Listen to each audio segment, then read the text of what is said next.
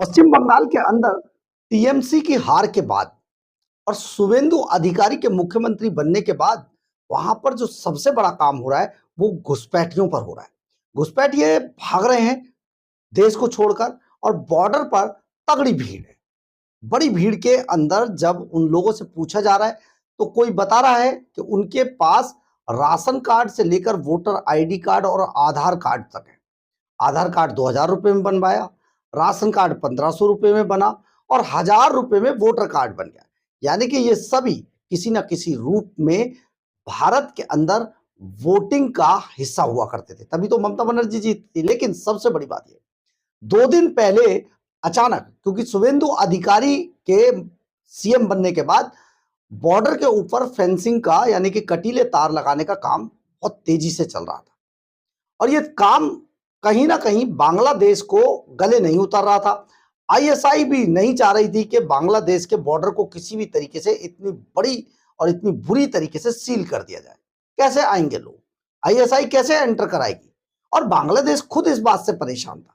तो हुआ क्या कि 2 दिन पहले अचानक मौसम का मिजाज बदला और तेज आंधी तूफान चला।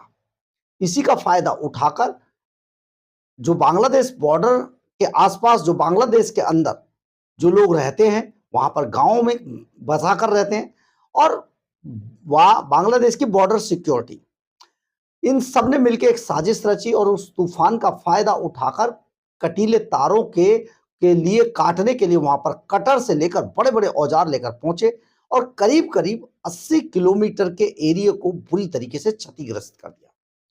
ये सचमुच एक बड़ा, एक तरीके का हमला था। इसके बाद बीएसएफ एक्शन में आई और बीएसएफ ने ना केवल उनको मजा चखाया बल्कि 38 घुसपैठियों को या 38 उन उपद्रवियों को पकड़कर भारत में ले आए जो लोग इस कार्य में शामिल थे। आप जरा सोचिए, अमित शाह जो गृह मंत्री हैं उन्होंने पहले ही कह दिया था कि बॉर्डर को किसी भी तरीके से लूज होने नहीं दिया जाएगा।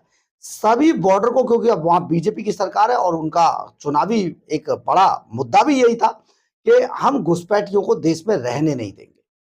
तो घुसपैठिए भाग तो रहे थे, लेकिन ये बात बांग्लादेश सरकार को या बांग्लादेश की जो फौज है उसको शायद रास नहीं आ रही।